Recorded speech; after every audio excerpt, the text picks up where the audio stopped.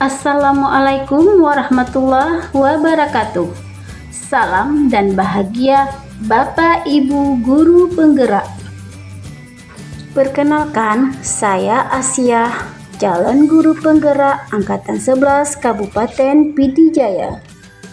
Pada kesempatan ini, saya akan memaparkan kesimpulan dan refleksi pemikiran Ki Hajar Dewantara pada modul 1.1 Koneksi Antar Materi.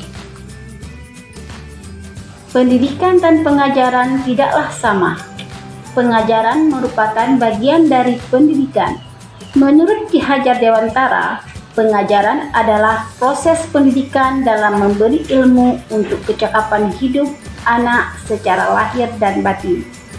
Pendidikan pada hakikatnya adalah menuntun atau memberi tuntunan terhadap segala kekuatan kodrat yang dimiliki anak agar ia mencapai keselamatan dan kebahagiaan yang setinggi-tingginya, baik sebagai manusia maupun anggota masyarakat. Pendidikan menciptakan ruang bagi murid untuk bertumbuh secara utuh agar mampu memuliakan dirinya dan orang lain serta menjadi mandiri.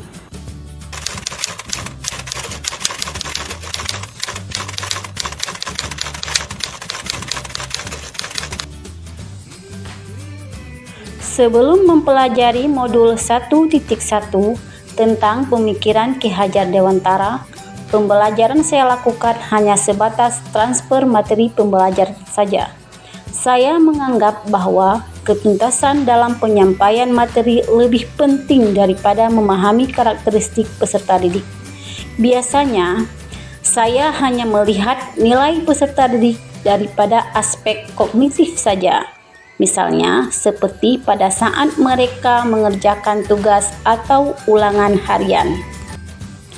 Jika nilai peserta didik sudah mencapai KKM, maka pembelajaran dianggap sudah berhasil.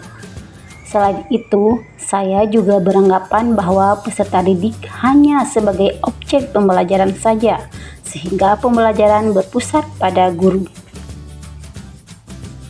Sebelumnya, saya tidak mempedulikan apakah peserta didik sudah benar-benar paham apa yang saya ajarkan atau tidak, karena fokus utama saya lebih kepada ketercapaian materi. Saya pun hanya meminta peserta didik untuk menghafal materi yang saya ajarkan, tanpa memikirkan bagaimana cara agar materi tersebut dapat dipahami dengan sepenuhnya. Sehingga saya pun sering merasa gagal atau mengeluh jika banyak murid yang tidak tuntas dalam melakukan evaluasi.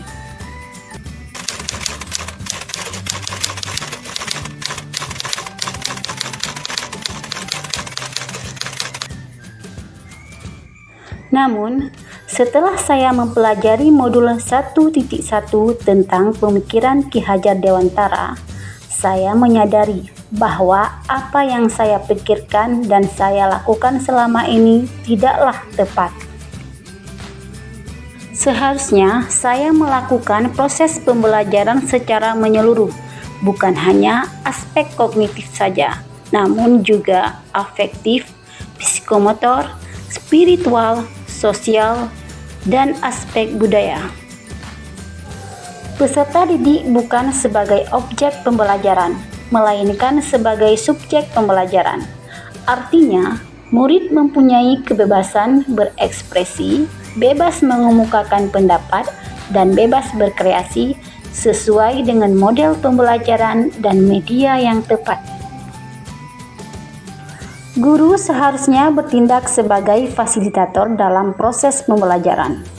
Guru pun harus ikhlas penuh kesabaran dengan segala ketulusan hati agar terwujud pembelajaran yang menyenangkan dan berpihak pada peserta didik. Selain itu, saya harus mempelajari karakter peserta didik karena setiap anak dilahirkan unik, sesuai dengan kelebihan dan kekurangannya masing-masing. Saya harus menghargai setiap karakter peserta didik, berikan kesempatan untuk mereka tumbuh sesuai dengan kodratnya.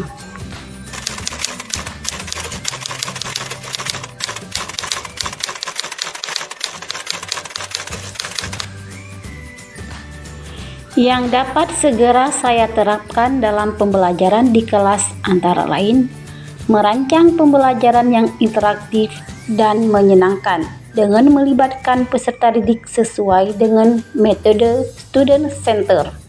Selain itu, saya menerapkan pembelajaran abad 21 yang sesuai dengan pikiran Ki Hajar Dewantara, yaitu berpikir kritis, kreatif, komunikatif, dan kolaboratif dengan berpegang teguh pada konsep memerdekakan anak.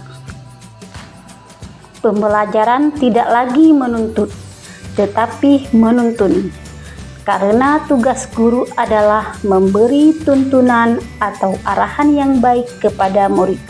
Selain itu, guru juga harus dapat menjadi teladan baik dari segi perkataan maupun perbuatan.